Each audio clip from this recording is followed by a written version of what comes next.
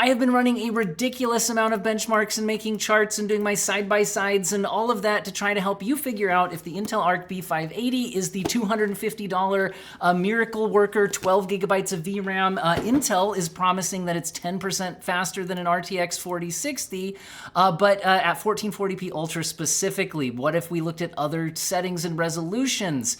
And does it have driver issues? I've got some good news and some bad news there. We will look into the full side-by-sides. I've also got some AMD results, but in this video, we're going to be focusing on the Nvidia results. If you want my AMD video, check back later today or become an early access channel member, and you can take a look at it ahead of time. But anyway, what do we make out of all of this data? Well, I have tried to break it down in a massive number of ways, but we also need to look at the visual issues that happen when you have an 8 gigabyte VRAM card. There is a lot to think about here. But you know what's easy to think about? The amazing deals at Jawa.gg. So if you haven't checked them out before, you absolutely should. If you're thinking about upgrading your PC, you're gonna find amazing deals on used parts here. Oftentimes the best value isn't buying the new GPU that just came out, it's buying an old one at a discounted price. And also the best way to afford an upgrade is to sell your old part, which you can do by becoming a seller on Jawa. You could even make it a side business, but you can also take the hassle out of it if you just want to sell it directly to Jawa by getting an instant offer. If you want to do that, you just click the button. You can follow the link in the video description and or pinned comment. Sell your GPU or your CPU directly. It's as simple as share details about the part for an instant offer. You print out a free shipping label and send them the part. They inspect it to make sure it matches what you said it would and works and all that. Most sellers get paid within 1 business day after the part is received. They have a ton of happy customers. And not only that, but I can save you $10 off your first purchase if you use code OWEN10. Again, follow the link in the video description and or pinned comment and check out Jawa.gg to fund your upgrade. Not to mention, if you're watching this video when it comes out, they're still having their amazing holiday sales. Be checking that out up through Christmas and all that. Again, really great deals. Check it out, video description. Use code OWEN10 for $10 off that first purchase. And thank you for Jawa sponsoring today's video. All right, so what do we make out of all of this? I've got a lot to talk about. So again, we could start here. So Intel compared against the RTX 4060 and claimed it would be 10% faster, but specifically at 1440p Ultra.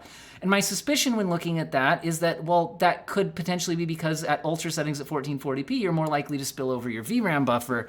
So we need to test at a lot of graphics settings, which I've absolutely done. But also I was like, why are we only comparing against the 4060? Because if I actually went to buy an Nvidia graphics card right now, sure, the 4060 costs $290, $295, $300, so it's around $300 right now. And that does mean the B580 costs a lot less at $249. But Nvidia also still sells 3060 12 gigabyte cards brand new. And you can get those about $280 and up. So again, even the 3060 is still more expensive than the B580, but it does come with 12 gigabytes of VRAM, although it is slower than a 4060, at least when you're not spilling over 8 gigabytes of VRAM.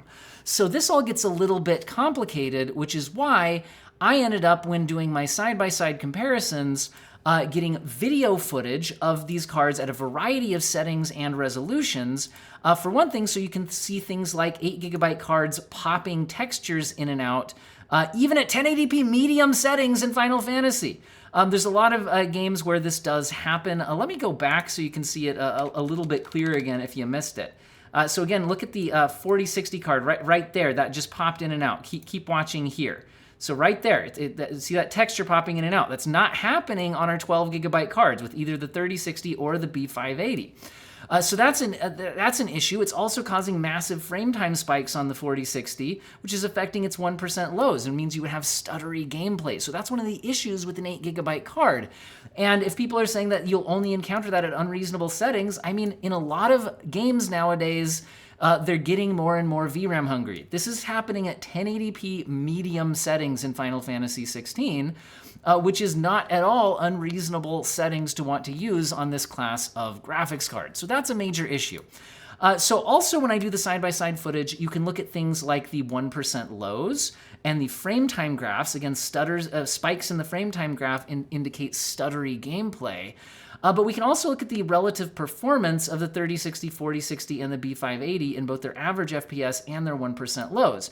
And I've got this in a massive number of games and also a massive number of graphic settings, because if you just focus on the ultra settings, like Intel did in, where is it here, in their chart, I think you're more likely to be spilling over the VRAM than if you don't just focus on the ultra settings. Also, like I said, are we focusing on the 3060 or the 4060 here? Because there's the VRAM issue, and technically it's closer in price to the 3060, but that's kind of an outgoing generation. So let me show you a couple of charts real quick. Number one is my B580 against my 3060 in a relative performance differential chart. Now, we can look at all of these games in more close detail, and this ignores 1% lows, which are another thing. But I think the thing you can see clearly here, if you understand what you're looking for, is that the B580, if we're just talking about average FPS, we're not talking about driver issues, we're just talking average performance, seems to be absolutely decimating the RTX 3060. And they both have 12 gigabytes of VRAM, and the 3060 is still charging more, it costs more new than the $249 that the B580 is supposed to list for. There was only a few small examples where my 3060 came out ahead. The vast majority of the time, the B580 was significantly faster, often by double digits. But that's compared against the 3060. The comparison against the 4060 is more complicated. Here's what my results look like against the 4060. And if you're not sure what you're looking for here, this is the 0% difference range. A positive differential here is saying this is the percent faster that the B580 is up against the 4060. If you're on a tiny phone screen right now, you can pinch and zoom on the YouTube app. That might be needed, okay, guys? Because this is 60 of my benchmark results in this chart. And that's not even all of them, because my Indiana Jones and the Great Circle results I left off of this chart because there's still some unresolved driver issues in that game. I'm in communication with Intel on that, but they were unable to fix it in time for me to still film my video and make the review embargo date. There were other games with driver issues, but Intel has resolved them. I'll talk more about that in a minute.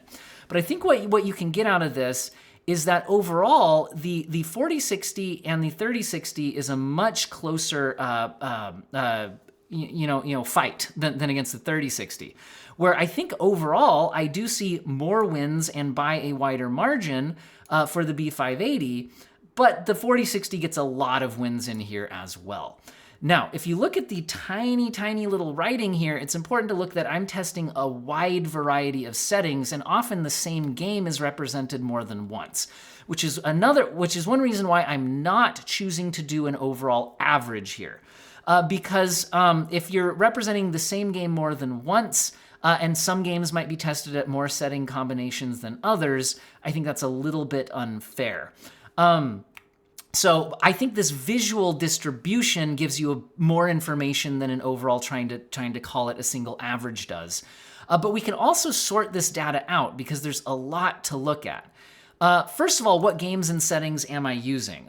So this is against the 3060, but I've got this one in like alphabetical order by game. So if you want to see in general what I tested here, I've got I tested 10 games, but at a wide variety of settings. And then the side-by-side footage, I've also tested an 11th game with Indiana Jones and the Great Circle.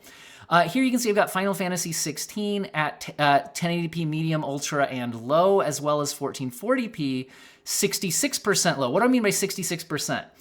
So this is basically DLSS quality, except in Intel's upscaler, XeSS, quality has a different resolution scale if you're talking about the 1.3 version of XeSS than DLSS does. So I can't call them both quality upscaling because that's not the same internal rendering resolution. I've matched them both to 66% internal rendering resolution. With XeSS 1.3 and later, that's called ultra quality. So they have a different naming scheme that's important to be aware of, but I have matched the internal rendering resolution here.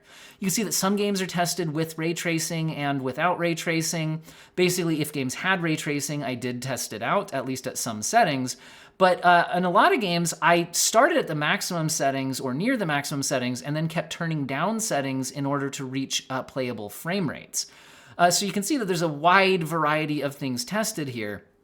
And again, in a chart like Intel used, everything's at 1440p Ultra. The problem is at 1440p Ultra, you're often not at frame rates you would actually use, right? You're going to be turning things down, which is why I've gone ahead and tested the games at a wide variety of settings. Plus, I just do that anyway. That's kind of how we roll on this channel. But what if we wanted to narrow it down by resolution? So Intel was focused on rendering resolution. So here's just my 1440p results, but I'm also using upscaling on a lot of the 1440p results. If you see these ones that say 66%, that's quality level upscaling, if you're thinking in terms of DLSS. Now, why is this kind of interesting? Well, you can see here that Intel does win more often than not at 1440p when you look at this. But we also notice something a bit interesting, which is a lot of times when Nvidia is winning on the 4060, which is what we're seeing down here, these negative differentials for the B580, it's oftentimes with upscaling involved. Notice that. It's oftentimes with upscaling involved, a lot of those 66%. Now, Intel does win sometimes with upscaling involved as well. But that's showing you something that we'll notice more when we look at the side-by-sides, which is I've noticed that the 4060 gets a larger performance boost from upscaling than the B580 does. And that's, I think, because in general, the B580 has advantages at higher rendering resolution. So if you lower the internal rendering resolution, it has less of an advantage for a couple of reasons. One is I think the architecture for Intel is just better at higher resolutions than Nvidia is with the 4060, but also the VRAM difference, where you're more likely to spill over 8 gigabytes of VRAM at 1440p than you are at 1080p, and lowering the internal rendering resolution with DLSS does slightly decrease the VRAM usage, sometimes enough to get you back under the 8 gigabyte buffer. If I sort this by 1080p instead, you see these results. Now, these results are a lot more even, and you might even say that we see more results in the 4060's favor. So what do we make of Intel's overall claims here? I don't think this chart is lying, but it's just not necessarily the way you would use these graphics cards. If you're playing at 1080p or you're using upscaling, the 4060 puts up a much better fight and is potentially even the better graphics card depending on which games and settings you're using. But having the extra 12 gigabyte buffer absolutely helps you in certain games, especially like Final Fantasy 16. Used a lot of VRAM, Dragon Age Ultra, and especially with ray tracing turned on. Oftentimes ray tracing kicks on more VRAM usage. So what if we looked at just ray tracing results?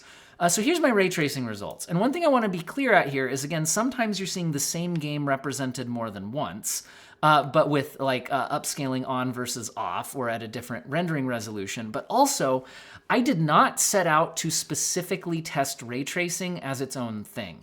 That's not the way I benchmark, because I don't think that's how people play video games. Instead, what I do is I choose 10, or in this video 11, although again, Indiana Jones is not showing up on my charts here due to some driver concerns. What I do is I choose 10 recent graphically demanding AAA titles, and I test them out at a wide variety of settings. If games offer ray tracing, I do test it, but I'm not specifically choosing games just to test ray tracing, if that makes sense.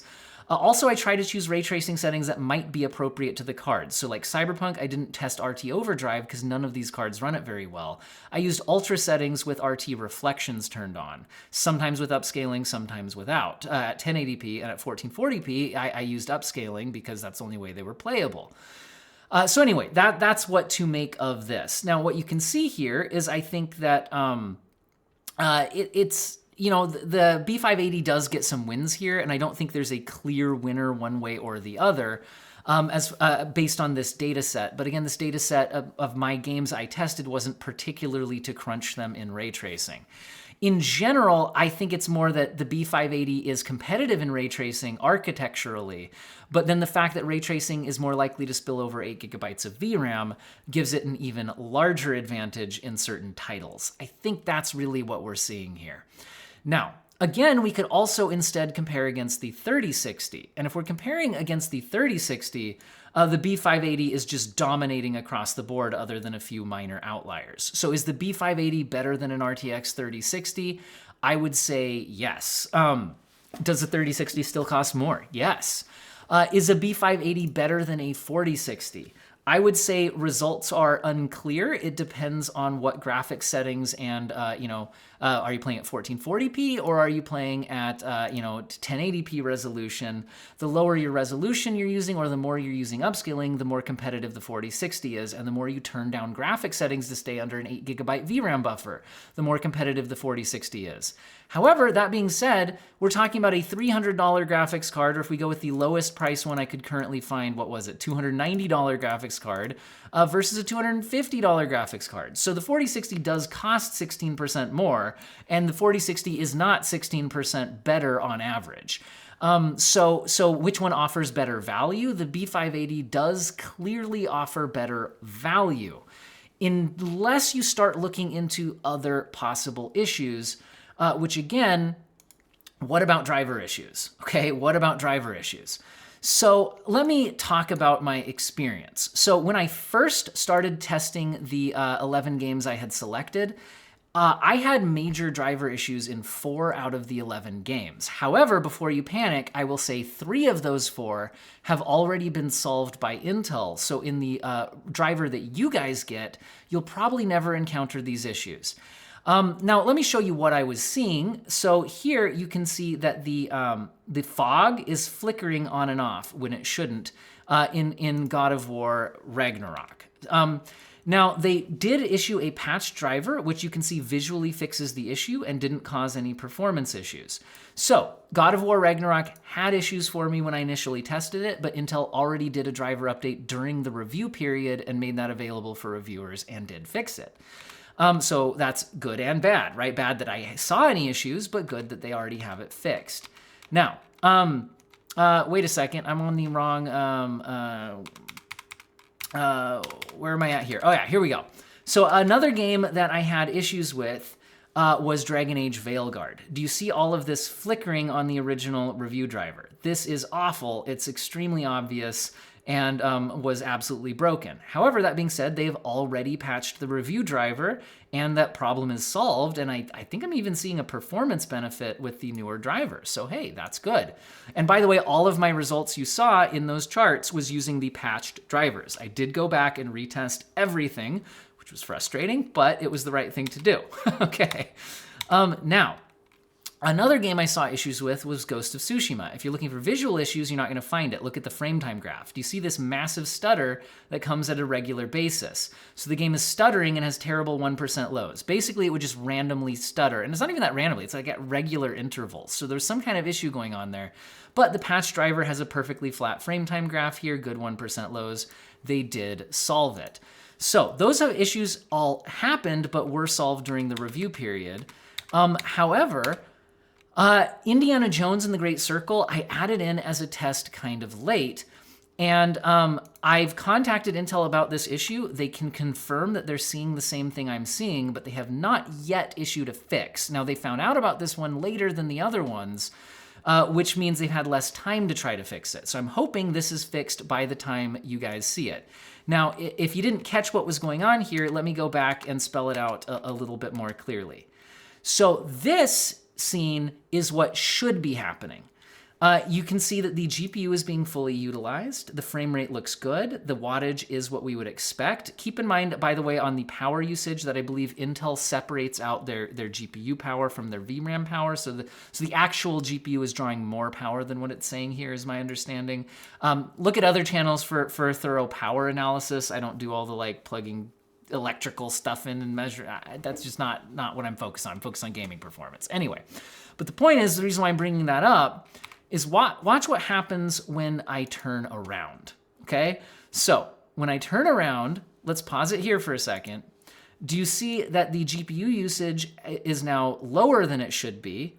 And so is the wattage. It's lower than it should be. And the frame rate is significantly lower.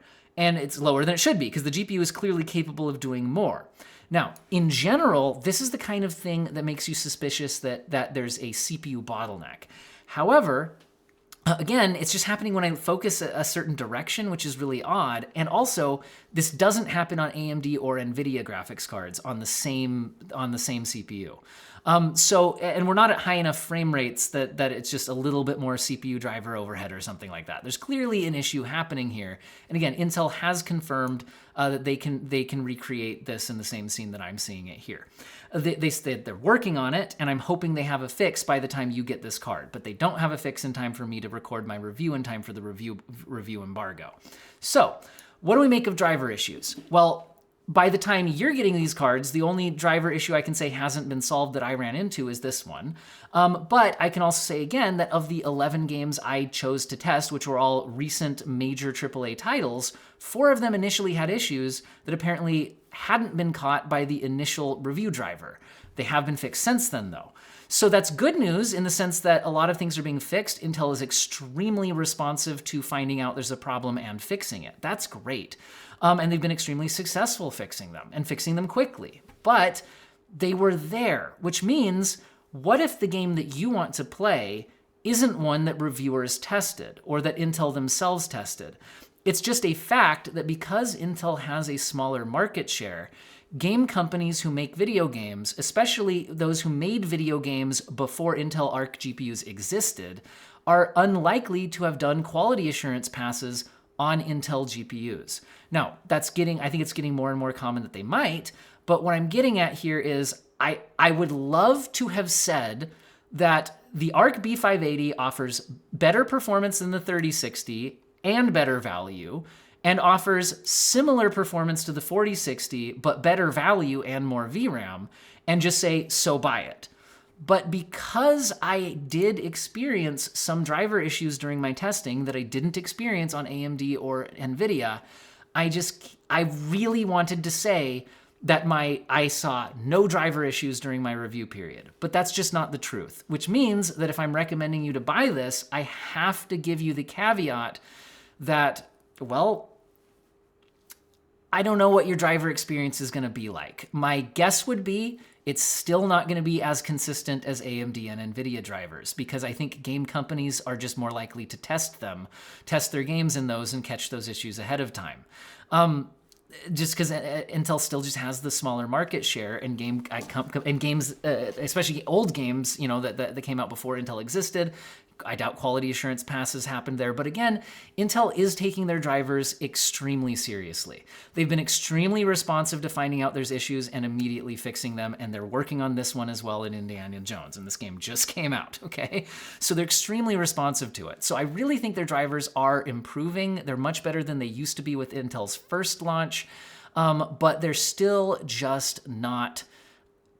In my experience doing the review, they're still just not where AMD and Nvidia are in terms of driver consistency, and that's a bit frustrating.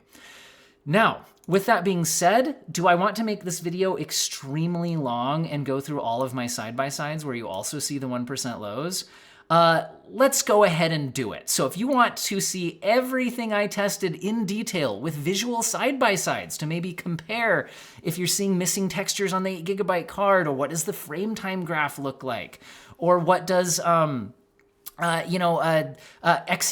look like compared to DLSS? Well, here we go. Let's fire up the tests. So the first thing I've got to look at visually is that there's texture popping on the 8GB card on this archway. We've already kind of talked about that right there. So we're gonna have to, this is like literally 46 minutes of side-by-side, so we're gonna have to fast forward some stuff. Okay, so 1080p medium settings in Final Fantasy 16, what are the results? The results are the 4060 has terrible 1% lows, the other GPUs with 12GB do fine. At 1080p Ultra settings, the results are the 4060 has terrible 1% lows, the 12GB cards do better, but we're still not hitting high frame rates, so these probably aren't the graphic settings you would use. What about Final Fantasy at 1080p low? Well, now all the GPUs are performing pretty well, and there doesn't seem to be any 8GB related issues. So, hey, cool. These might be the settings you would actually use, although in reality, you'd probably customize the settings by turning a lot of stuff down but keeping the textures high on the 12 gigabyte cards. What about at 1440p? Well, you really have to go to low settings and use 66% resolution scaling. So again, that's quality DLSS, but it's called ultra quality on XeSS 1.3. By the way, note about XeSS. 10 of the 11 games I chose to test had XeSS support, which was great. The only one that didn't was Indiana Jones. And that one just came out and might get added later. A lot of games get it added later. So that's pretty cool.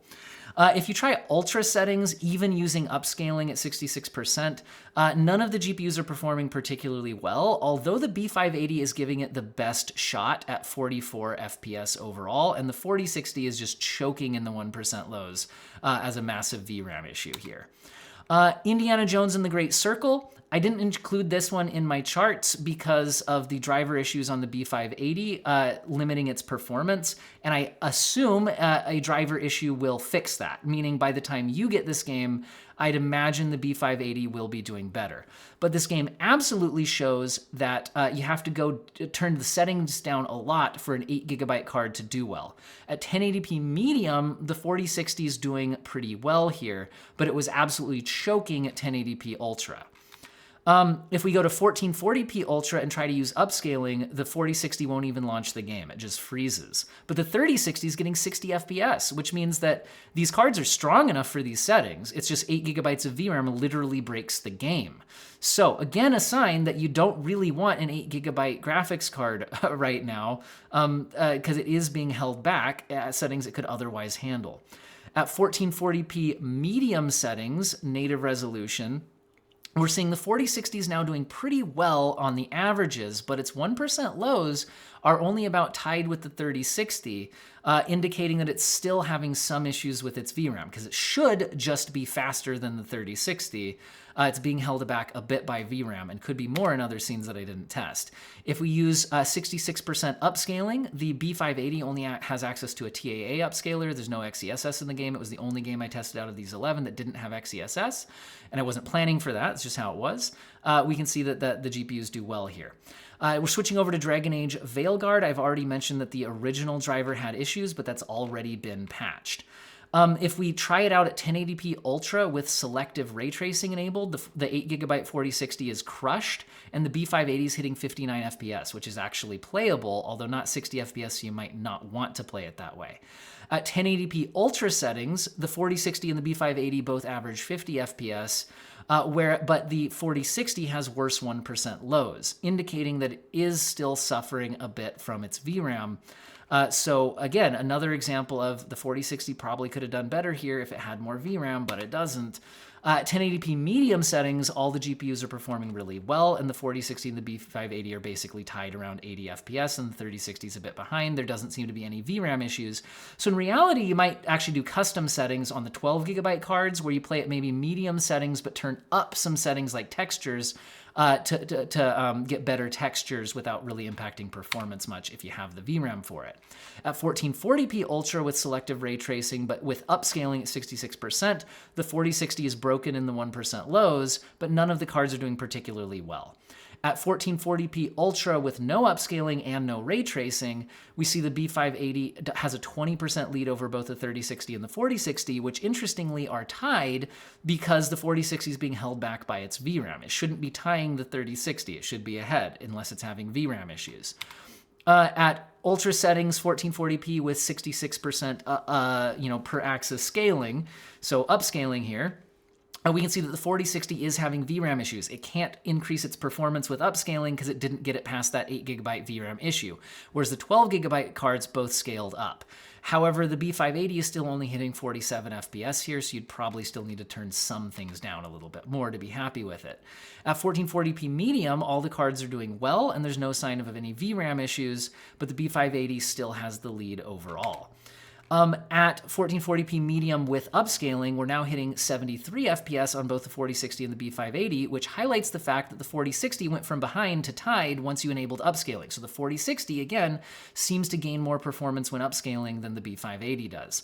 Switching to God of War Ragnarok, again, I initially had some driver issues with the visual corruption here, but they did issue the driver fix, so I think that should be available for you by the time the graphics card is out, or at least shortly after, because they clearly do have a fix for it.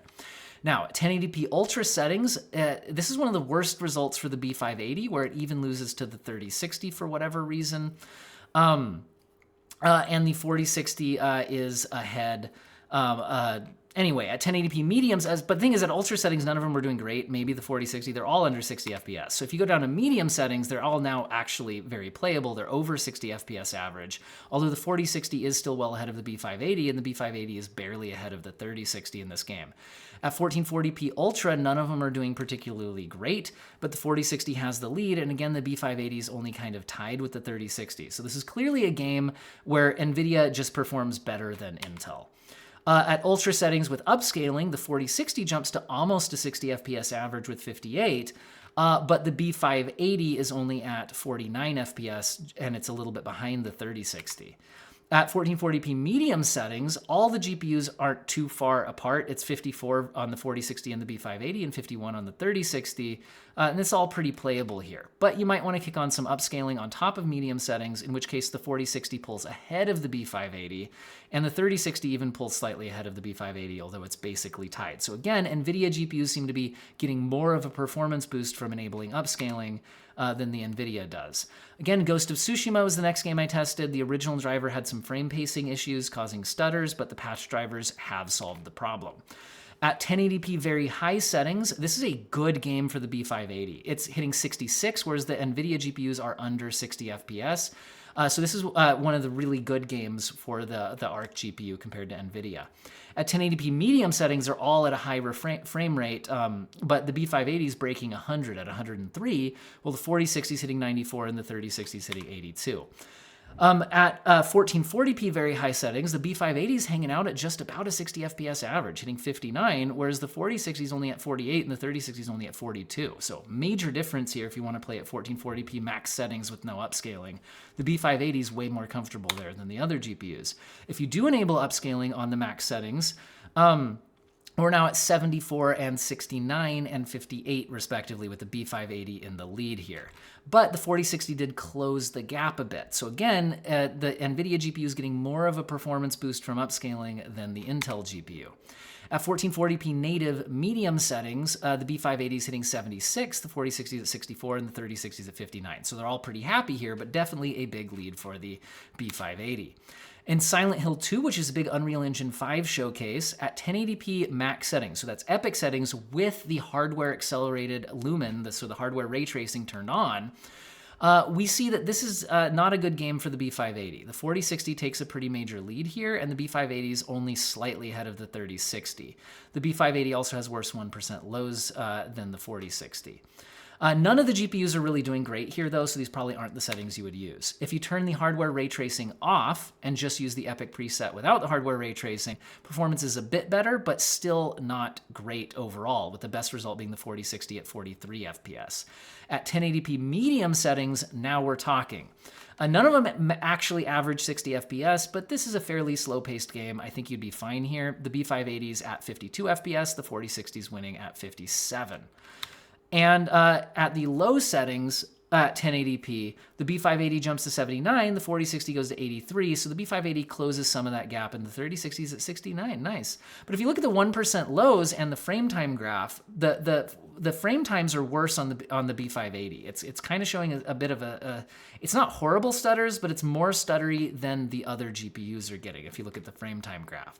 And that was pretty consistent here throughout this game. If we move up to 1440p, if you try to max it out with epic settings and the hardware RT, you have to kick on upscaling to even go over 30 FPS. However, with DLSS quality and XeSS ultra quality upscaling, again, same internal rendering resolution, the B580 only ties the 3060, and the 4060 is ahead by 20%. And the B580 has the worst 1% lows out of all three. At epic settings without hardware ray tracing, but with upscaling, our performance goes up a bit, but still probably not where you want to be. The 4060 is still in the lead at 46 versus 40 FPS on the B580. At 1440p medium settings, but with upscaling still, The 4060 is hitting 53 FPS, the B580 is at 48, and the 3060 is almost matching the B580 at 47, and the B580 has the worst 1% lows and frame time graph. If we go to low settings with upscaling, now we're over 60 FPS on all the GPUs. The 3060 is at 61, the B580 is at 67, and the 4060 is at 75. However, the worst 1% lows are still on the B580, so it's the least smooth from a frame time consistency perspective. At a native 1440p, you have to hit the low settings to be near 60 FPS, at which case the B580 has the lead now. So at native 1440p, it has the lead. Interesting. Anyway, the other Unreal Engine 5 game that I tested is Hellblade 2. Oh, guys, I spelled it wrong. Look, it's not Senua's Saga. It should be Senua's Saga. Oh, well, whatever. Not going to re-edit the entire video and re-record everything just for that. We're rolling. Anyway, I can spell, I promise. And here we once again see that the 4060 is ahead of the B580. So it's seeming like Unreal Engine 5 potentially advantage 4060 here versus B580.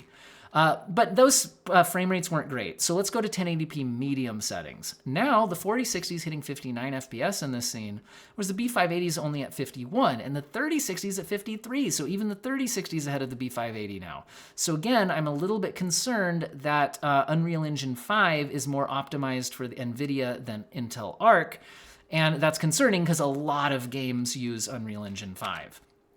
1440p high settings, we've got the 4060 only hitting 30 FPS. The B580 is ahead, but only at 31 FPS. The 3060 is at 26. So nobody's doing great here. Maybe VRAM's coming into play holding the 4060 back. I don't know. There's not a lot of signs of that because none of them report more than 8 gigabytes of usage. So really, all the GPUs are struggling here. Those aren't the settings you'd use, so I wouldn't overthink it.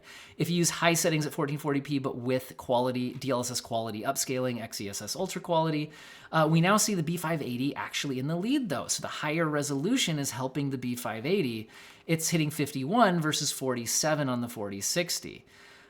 So that's good, at least, for the B580. However, when we drop to medium settings, the 4060 pulls ahead here at 42 versus 39, and this is at native 1440p medium. Frame rates aren't high here. It's probably high enough to enjoy this game. It's like you just walk around and solve puzzles and stuff. Anyway, but if you do enable upscaling, you can hit around 60 FPS with, again, 66% per axis resolution upscaling. And the B580 is now almost matching the 4060, but the 4060 still is ahead at 64 versus 62, and the 3060 is hitting 56. I also tested out Horizon Forbidden West. Here at 1080p very high settings, there's the B580 is out ahead in average FPS at 70, but its 1% lows are at 55, which is actually a little bit behind the 4060, whereas its average FPS is ahead of the 4060. So there's that to look out for. If we drop down to medium settings, everybody's at a higher frame rate. The B580 is slightly ahead by 1 FPS compared to the 4060, and they're both well ahead of the 3060, which is hitting 75, but everything's getting a good frame rate here. At 1440p very high settings, we have some sign that we could potentially be going a little bit over 8 gigabytes of VRAM, and the B580 takes a larger lead over the 4060 here at 55 versus 46 FPS. At 1440p very high with upscaling, we are now seeing the B580 hit 64 FPS and the 4060 hit 58. There's still potentially some issue with 8 gigabytes of VRAM on the frame time graph for the 4060. So if you look at the 1% lows, the 4060 has the worst 1% lows here. Again, indicating that we're a little bit over the 8 gigabyte VRAM buffer. At 1440p medium, we're getting the B580 up to 72 FPS, the 4060 up to 64, and the 3060 up to 54. And at medium with DLSS turned on and XeSS turned on, we're now hitting 83 on the B580. The 4060 is a bit ahead at 86, so it's pulled ahead. So again, kicking on upscaling took the 4060 from a little behind the B580 to a little bit ahead of the B580. So again, showing consistently that you get a larger performance boost from upscaling with the with the Nvidia GPU. Avatar Frontiers of Pandora always uses, went back a little too far. Anyway, Avatar Frontiers of Pandora always uses ray tracing at 1080p Ultra with settings. The B580 is ahead at 48 versus 43 comparing to the 4060, and the 3060 is hanging down at 36 FPS. These is not great frame rates for anybody. There's some frame time spikes on the 4060, probably indicating some VRAM issues. At 1080p medium settings, which still includes ray tracing, now performance is pretty good. We're at 71 FPS on the B580, putting it a little bit ahead of the 4060, which is at 68. If you try to go to 1440p ultra settings, now the B580 is ahead by 3 FPS compared to the 4060, but like these aren't the frame rates you're looking for. So kick on upscaling with the ultra settings, and now the 4060 pulls ahead. So again, indicating that you're getting a larger performance boost from upscaling on the 4060 compared to the B580. Still wasn't great frame rates though. So if you go to medium settings and you turn on upscaling, we're now seeing that the GPUs are closer to 60 FPS. The 4060s well in the lead though at 68 FPS versus only 57 on the B580. And I noticed I typed in the percentile difference here incorrectly. Sorry, 57 is not 34% faster than 56. So that's a mistake. I'll cover it up with my head until we get to the next one. Sorry guys, I type these in manually. Occasionally I do make a mistake. Do keep in mind you can always look up here to see the accurate FPS numbers that were actually recorded, in case I made any small errors, and my apologies. Okay, anyway, what about Cyberpunk? If you kick on ray traced reflections, it's playable at 1080p. But if you try to go to like RT Ultra or RT Overdrive, it's just not playable, so I didn't bother testing it. Ultra preset with RT reflections turned on, the B580 is a little bit ahead of the 4060, and they're both well ahead of the 3060. If you kick on upscaling at 1080p, which I don't like to do, we're actually at much higher frame rates. And now notice the 4060 is a little bit further ahead of the B580. So again, getting a little more of a performance boost from upscaling than the ARC GPU did. If we go ahead and test out without ray tracing though, this is a massive win for the B580. It's at 95 FPS versus 78 on the 4060 and only 69 nice on the 3060. So again, man, I think I typed in the 1% lows incorrectly here again, guys. I am sorry. I've been staying up way too late doing these. Whatever. Again, you can see the accurate numbers up on the actual metrics over there. 1440p Ultra with RT reflections and upscaling to hit around 60 FPS. The B580 is at 59, the 4060 is at 61. They're pretty similar. The 3060 is at 52. So they're both very playable at these settings if you're targeting around 60 FPS experience. At 1440p Ultra, though, with no ray tracing or upscaling, the B580 has a massive lead at 62, whereas the 4060 is only at 44 and the 3060 is only at 41. So a pretty massive performance differential there. If we kick on upscaling, it's still a massive win for the B580, but it closes the gap a little bit. So again, the Nvidia GPU is benefiting more from upscaling than the ARC GPU does. I also tested out Call of Duty Black Ops 6, and in this case, I used basic settings because I think usually in a competitive game, you turn down graphic settings to get a higher frame rate.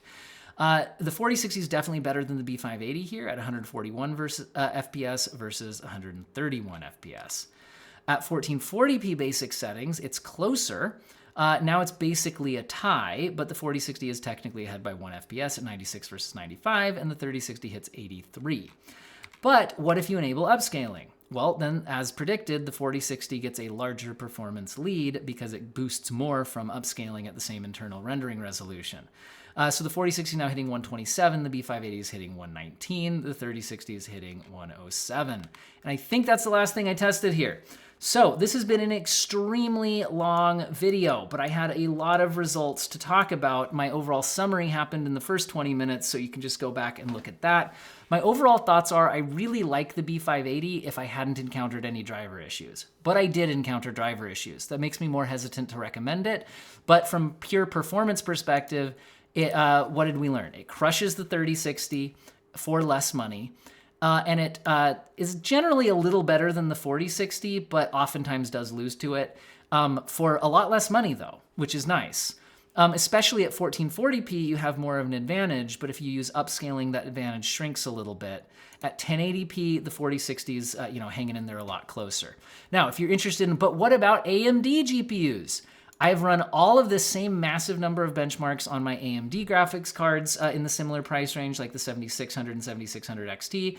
So I will release that video staggered a little bit, either a day apart or at least later in the day.